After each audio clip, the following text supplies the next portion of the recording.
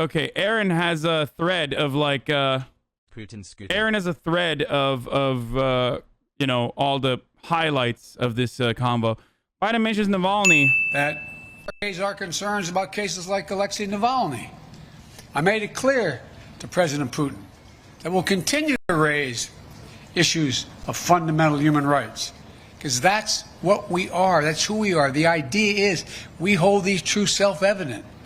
That all men and women, we haven't lived up to it completely, but we've always widened the arc of commitment and included more and more people.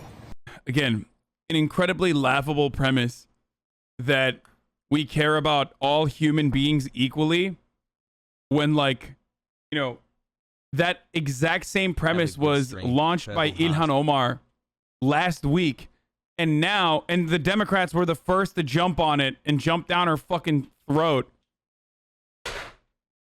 Okay? Like, jump down her fucking throat was the first people on the line to, like, shit on her. Thanks for being the goodest. Was the Democratic Party. Okay? Leaders in the Democratic Party. And I raised the case of two wrongfully imprisoned American citizens, Paul Whelan and Trevor Reed. Good thing we released Reality Winner.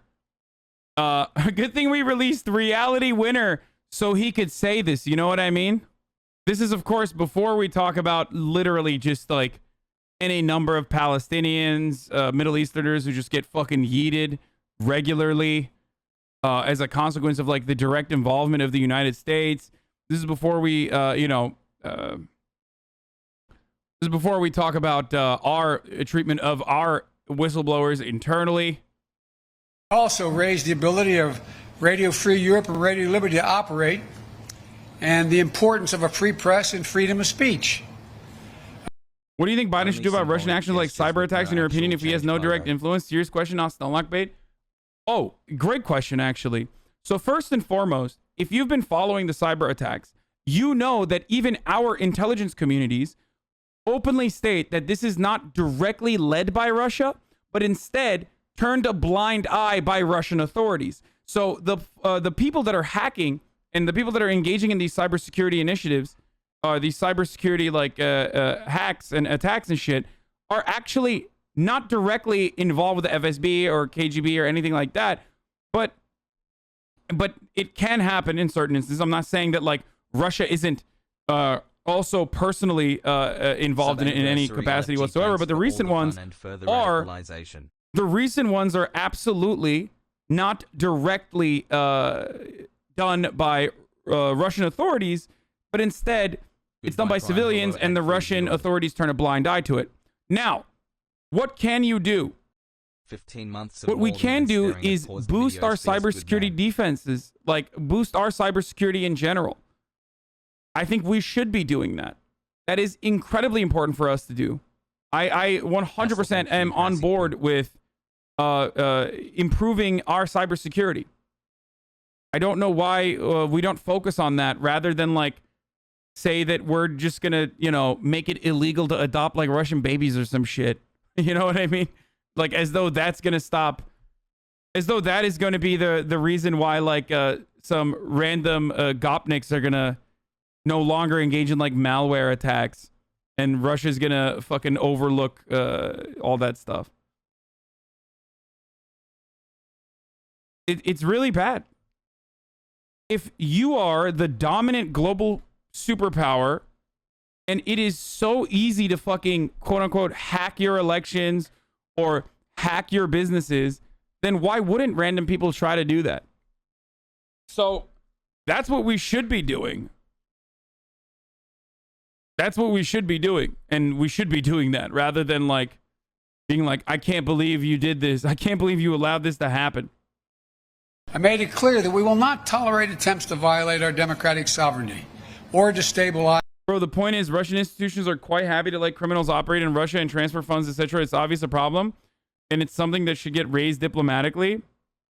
I know, but the main problem in that situation is like our cybersecurity. Because there's not much you can do. 8 months. Thanks for being great, Hasan.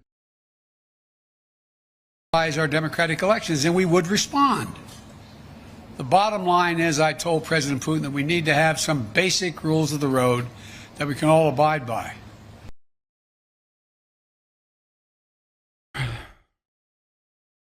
Another area we spent a great deal of time on was cyber.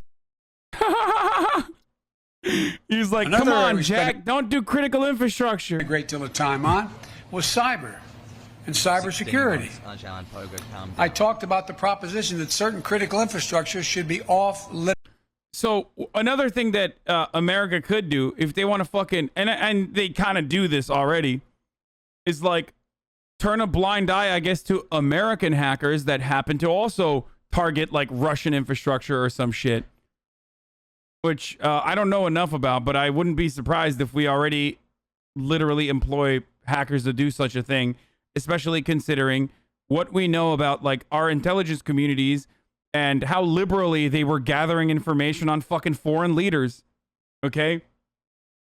We have the entire planet wired up, and we listen into conversations that are happening amongst like global leaders and shit. And then we're going to turn around and be like, I can't believe Russia is turning a blind eye to like cybersecurity, like hackers inside of their own borders. Like, motherfucker, we didn't just, we tapped our allies, okay? We didn't just like tap our foreign adversaries. We tapped our allies. We tapped everybody. Limits to attack, period. By cyber or any other means. I gave them a list. If I'm not mistaken, I don't have it in front of me, 16 specific entities. 16 defined as critical infrastructure under U.S. policy, from the energy sector to our water systems. Of course, the principle is one thing. It has to be backed up by practice. Responsible countries need to take action against criminals who conduct ransomware activities on their territory. So, we agreed to tackle. Okay, but I trust America a hell of a lot more than Russia with information. Wait, what? Why? What? The fuck? Dude, this is a joke, right? Never gonna sub Pago. I hope he put Warzone on the no-hack list. I need to frag brother. He's joking, right?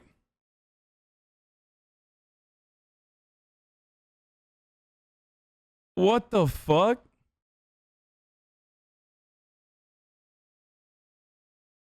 No shot that that person would ask be serious. Experts in both our countries to work on specific understandings about what's off limits and to follow up on specific cases that originate in other countries, in either of our countries.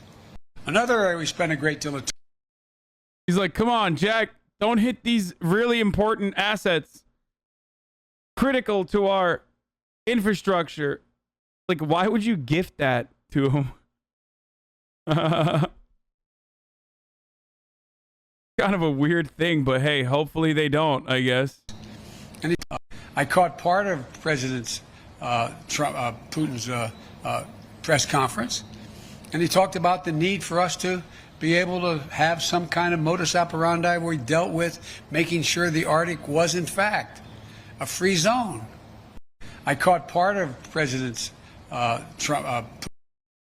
Oh, come on, man. His credibility worldwide.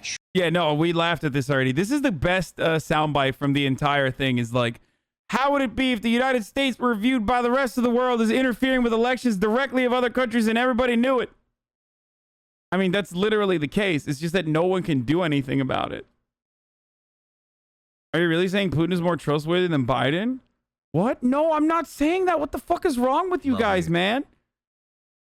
It has to be one or the other.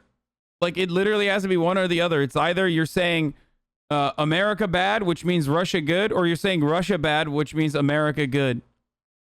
Hey, chat, remember the world is not black and white? Yeah. Trade. How would it be if the United States were viewed by the rest of the world? This is the greatest quote in the entire fucking thing that we saw already. Just a quick follow on the same theme of consequences. You said just now that you spoke to him a lot about human rights. What did you say would happen if opposition leader Alexei Navalny dies? I made it clear to him that I believe the consequences of that would be devastating for Russia. I'll go back to the same point. What do you think happens when he... Yeah, but the chatter was saying more, which is a comparative statement, so it's not an absolute good or bad, but then a relative good. No, because here's the difference, okay? I can't control Russia, but I technically am supposed to be able to control America because I'm a political commentator and an American citizen, and our needs, our demands should be heard by the American government because we act like we live in a fucking democracy here, right? Both countries having access to information they should not have access to is bad. I don't give a fuck whether it's like marginally worse if it's an American, if it's marginally worse that America has it over Vladimir Putin. Like, there is no world in which I have to operate within your false premise that like one of these two countries has to be constantly hacking and has to be constantly, collecting information that they should not be. Do you get what I'm saying? And then you try to lock me into a semantics argument. Do you understand? It's idiotic. That's an idiotic conversation to have.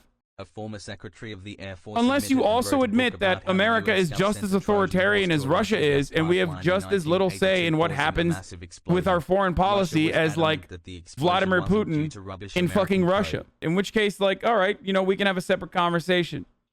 Bro, literally, like, the only reason why people would side with Russia is because of the endless Russian propaganda which has infiltrated the West. Therefore, literally supporting Russia like you are is evidence enough as Russia's attempt to say the American public and particularly sway the left in order to create a political rift. What? To support Russia like I am? Dude, what do you want me to do, bro? Believe Blue Pie am a robot. Do you want me to, like, have a fucking photo of Putin behind me that I throw darts at regularly? I mean, it's the same as whenever I talk about China, too. You never criticize China. You never criticize China. Like, literally, as I'm in the process of criticizing China.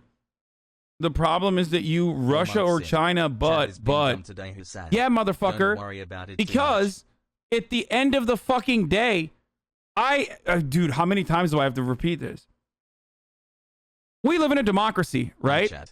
Where the people's voice should be heard by our government. So the best you can do is at least change the outcome in your own government, right? Especially because we live in a democracy, technically, right? Russian citizens and Chinese citizens don't have a say in their own governance. So how the fuck am I going to sit here and be like, we should probably change what China's doing? I'll cover it. I'll say it's bad. But that's the extent of where I can go with that. Whereas I'm more concerned with what we can do here in America.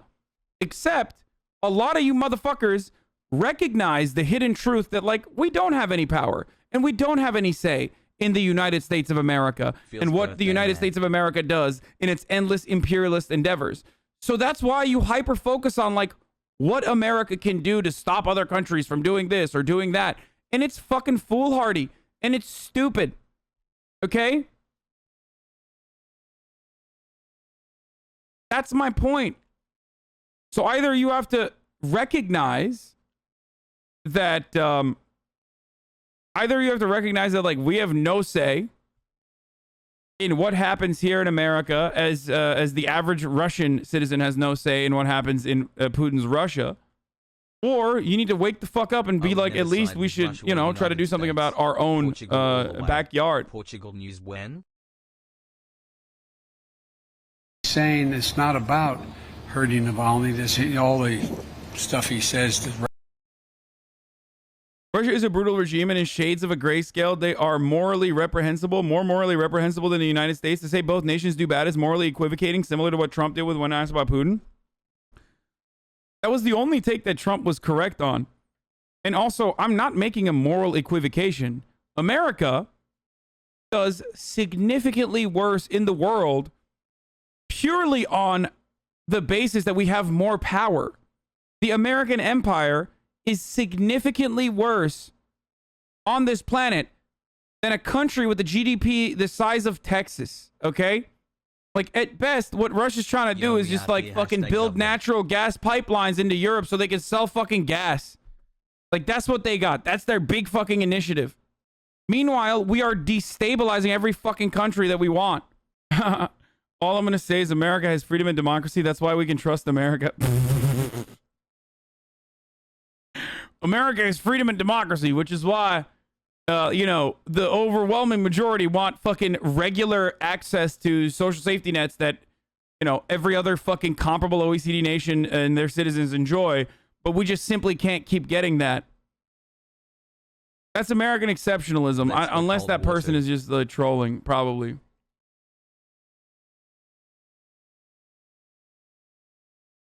Rationalize the treatment of Navalny. And then he dies in prison. I pointed out to him that it matters a great deal when a country, in fact, and they asked me why I thought it was important to continue to have problems with the president of Syria. Did you speak as freely as you do in Russia, Turkey, or China? No, absolutely not. And I love that about America. Except you also have to remember that, like, that's why I'm exercising it here, motherfucker, in America. So why is your take literally, well, you can freely say this in America, and I kind of don't want you to, which is why I'm going to threaten you. Like, hey, do you like that freedom of speech? Well, shut the fuck up. That's literally your argument. Me demonstrating my free speech and the lack of fear of, like, political persecution here in the United States of America to literally change the outcome of, like, American governance and foreign policy is so offensive that you literally have to be like, well, fucking things could be worse. Yeah, no shit. It could be. Of course, I'm never going to be able to have this platform on, you know, cable news or anything like that. God damn, dude. Also, by the way, you know, in America, yes, I don't go to jail, which is great. But, you know, I get a fuckload of death threats, too. Every time I open my goddamn mouth about America. Doxing, death threats, constantly. I said because there's a violation of international norm. It's called the Chemical Weapons Treaty. It can't be trusted. It's about trust. It's about their ability to influence other nations in a positive way. Look, would you like to trade our economy for Russia's economy? Would you like to trade? And by the way, we talked about trade. I don't have any problem with doing business with Russia as long as they do it based on international norms. It's an So when you talk about Israel, it's okay for us to tell you to focus on America's problems. Israel is America's problems, you fucking baboon. That's literally at the heart of the take. A country that we give $4 billion to every year is not a country that we are directly involved with. That's it. This is why I bring up Saudi Arabia. This is why I bring up Israel. These are our fucking allies, not our adversaries like Russia is. Our interest to see the Russian people do well economically. I don't have a problem with that. But if they do not act according to international norms, then guess what? That only won't happen with us. It will not happen with other nations. Boys, we're going through a growth phase, okay? If you're an old head, if you've been here for long enough, you know that. Like, now that I'm consistently hitting like 30K, 40K, 50K people watching, there's a lot of people that are like staying behind for the political takes as well in the mornings. And that's precisely why there is a lot of backlash in the chat and in ways that you should be familiar with. So that's it. It's a part of the growth process, and it doesn't matter because a lot of those people who are currently being like, dude, fuck you. What the fuck are you saying right now? Well, it doesn't matter. They're here and they will learn. Some of them, when hearing these opinions that like shake their worldview, will respond aggressively and probably leave. But a fuckload more are going to stay behind and develop a different understanding that you now have as well. This is how it always works. Like, this is how it goes. Yeah. Love you, Arch. And then in 3 months, as you pointed out, in 3 months, those very same chatters are going to be like, you really changed my fucking worldview on this. I really wish you had more confidence in our electoral process. Just because the political will isn't there for views as radical as yours doesn't mean the system is failing. What? My metric for our electoral process is not that like fucking America hasn't elected magically like anti-capitalist socialists into positions of power. That's so fucking stupid. That's why I gave you direct examples of what's going on in Texas, which was able to push back on the latest round of attacks on our electoral process. But that's why I gave you direct examples of like what's happening in Georgia, Florida, numerous other parts of the country where Republican legislatures are rolling back as much as they can with respect to election outcomes. You get it? That's why I gave you that example. And I don't even think my viewpoint is radical, dude. Like, it's kind of sad that my viewpoint is radical because, like, I believe that in the immediate, like, next decade, America should greatly expand on its social safety nets. You know, universal healthcare coverage, make it so that you don't literally die if you don't have a fucking job. Allow workplaces to fucking unionize. You know, make sure that homeless people are just not dying in the fucking streets, eating trash, and leaving poop towels outside of people's houses. Like, wow, what a fucking radical take. I want to have in the immediate, like, next 10 years, I want to have a functioning social democracy with robust social safety nets.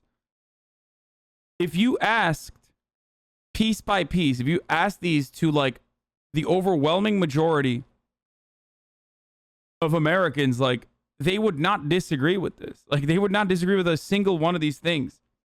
It's not even that, like, they wouldn't consider these to be radical, and they would actually consider these to be good ideas. And they do. You see them. That's why when it's not associated with either party, a specific policy is in the form of like a ballot provision, oftentimes we'll get significantly more votes than, you know, a Democratic or Republican politician itself. And he kind of talked about that, didn't he, today? About your radical views are not your opinions on social reforms, but rather your stance on capitalism. Transitioning into a robust social democracy that is still inherently capitalist is not a viewpoint on capitalism that I just mentioned. If the average American agrees with those ideas, you should reconsider your ideas. Yes, you're right.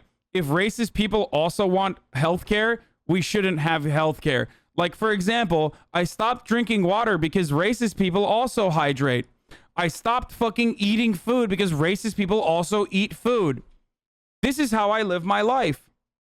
Just talking about basic fundamental things. There were no threats, just letting Putin know where I stood. This stuff is boring. That's a ridiculous comparison. Oh. Mr. President, when President Putin was questioned today about human rights, he said the reason why he's cracking down on opposition leaders is because he doesn't want something like January 6th to happen in Russia. And he also said that he doesn't want to see groups formed like Black Lives Matter. What's your response to that, please? Let's do almost 1 year still. my response is kind of what I communicated, but I think that's a ridiculous comparison. It's one thing for literally criminals to break through cordon, go into the Capitol, kill a police officer, and be held unaccountable. And it is for people objecting and marching on the Capitol and saying, you are not allowing me to speak freely. You are not allowing me to do A, B, C, or D. And so they're very different criteria. Mr. President. What? I mean, violently cracking down on BLM protests is, you know, a form of free speech suppression that happens regularly. And the argument is that they're riots. Well, you know, when Vladimir Putin executes political opponents, or rather violently squashes protests in this country, he doesn't say that he's doing it because he hates freedom of speech. He says it because, you know, these people are violent. Told him he didn't have a soul. Do you now have a deeper understanding of him after this meeting? Thank you very much. Oh, God. Oh, my God.